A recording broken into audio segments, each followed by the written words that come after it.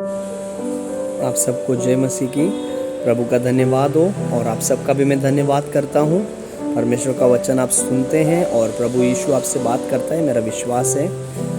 आज मैं आपसे एक बात करना चाहता हूँ कि जैसे कि बहुत सारे मसीही लोग और बहुत सारे विश्वासी लोग अक्सर हमने सुना या देखा है कि ऐसा करते हैं और सिचुएशन और ख़राब कर देते हैं। और कैसे होती है, जैसे कि एक एग्जाम्पल अगर लें तो जब शिकारी के पास जो हथियार होता है, जब वो शिकार करने जंगल में जाता है तो उसके पास हथियार और जाल रहता है, हम सबको पता है। अगर सोच के देखिए, वो हथियार को कई सालों तक रख दे बंद करके और फिर बिना उसको साफ किए या क्लीन किए, जिस जंग लगा हुआ हथियार है उसको लेकर और वो भरोसा करते हुए चला जाए शिकार करने के लिए, और जब शिकार सामने हो और वो चाहकर भी उस हथियार का इस्तेमाल ना कर पाए तो क्या होगा? शायद वो खुद शिकार बन जाएगा। बिल्कुल ऐसा ही होगा। अगर वो शिकारी हथियार जब चलाना चाह रहा है और नहीं चल पा रहा उससे हथियार, क्योंकि वो जंग लगा हुआ या उसे इस्तेमाल करना ना आए, तो क्या फायदा उस हथियार का कि यदि हम इस्तेमाल करना न जाने और बिना इस्तेमाल किए ही हम चले जाएं शिकार करने या सामना करने, या फिर जंग लगा हुआ हथियार लेके चले जाएं, हमारे पास है लेकिन हम उसको साफ नहीं कर रहे हैं, इस्तेमाल नहीं कर रहे हैं, उसको क्लीन नहीं कर रहे हैं या उसको यूज में नहीं ले रहे हैं, तो पड़ा वो क्या होगा? जंग ही तो लगेगा ना। कोई भी हथियार आप रख देंगे और 10 साल तक अगर ऐसा ही रखा रहे तो क्या उसमें जंग नहीं लगेगी? बिल्कुल वो जंग लग के एकदम खराब हो जाएगा और फिर किसी काम का ही नहीं रहेगा।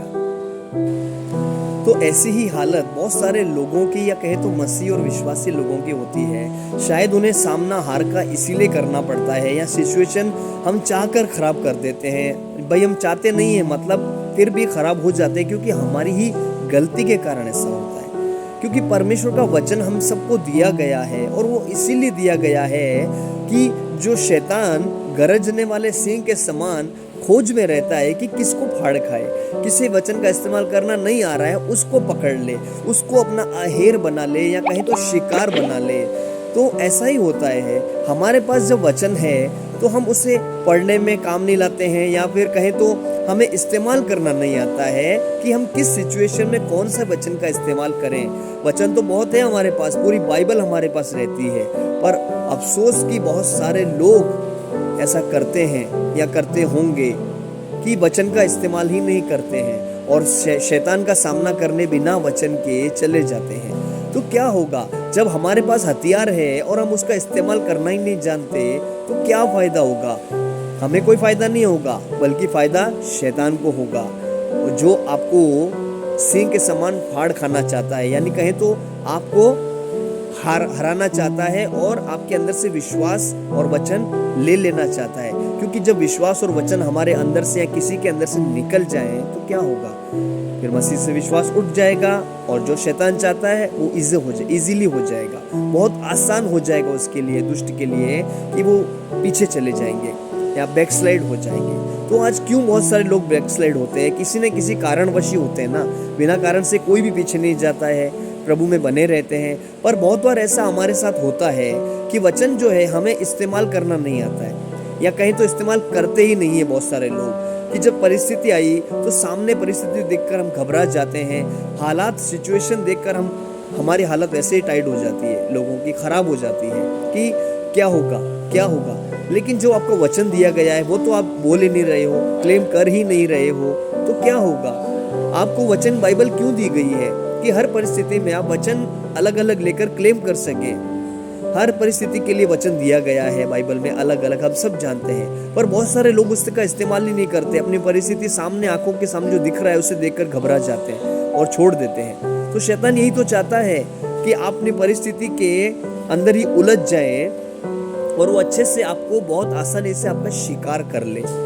तो इसलिए पतरस ने लिखा कि फाड़ने वाले सिंह के समान वो खड़ा है, वो देखता है चारों तरफ, हमारे मन के, हमारे दिमाग के, हमारे आसपास वो घूमता है, इसीलिए घूमता है, खोज में रहता है। उसकी सेना, सारी दुष्ट सेना घूमती है, खोज करती है कि कौन वचन में बना हुआ नहीं है, किसको वचन इस्तेमाल करना नहीं आ रहा है, उसको पकड़ो।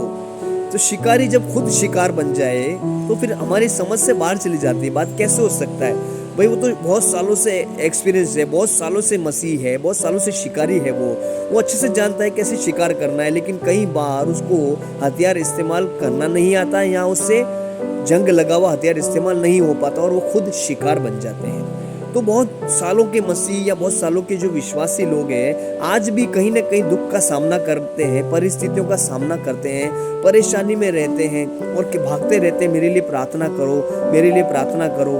तो क्यों ऐसा है? कहीं ना कहीं यही कारण है कि दुष्ट चाहता ही नहीं कि आप वचन में बने रहें या वचन को समझ जाएं और उसका प्रकाशन जो आपके जीवन में खुल के आएगा तब वो आपके सामने खड़ा ही नहीं हो पाएगा दुष्ट। मैं आपसे कहना चाहता हूँ जो प्रकाशन जब आपके जीवन में प्रकट होगा, परमेश्वर के यीशु मसीह के जो वचन का प्रकाशन आपके जीवन में से निकलेगा ना, तो शैतान की हिम्मत ही नहीं होगी आपके सामने खड़े रहने की।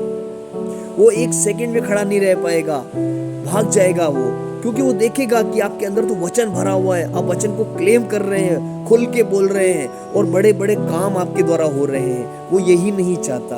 दुष्ट बहुत होशियार है। प्लीज आप सचेत रहें, सावधान रहें, बुद्धिमान बन के कार्य करें, क्योंकि बुद्धिमान बन के रहने से हम जीत जाएंगे। अगर हम बुद्धिमान नहीं बनेंगे तो हमें शैतान ऐसे ही उलझाता चला जाएगा, हमारी परिस्थितियों में, हमारे विचारों में, हमारे शरीर के कामों में, और शायद हम वचन को समझ ही नहीं पाएंगे या उसकी गहराई को समझ नहीं पाएंगे और उसका फायदा सीधा सीधा शैतान को होगा।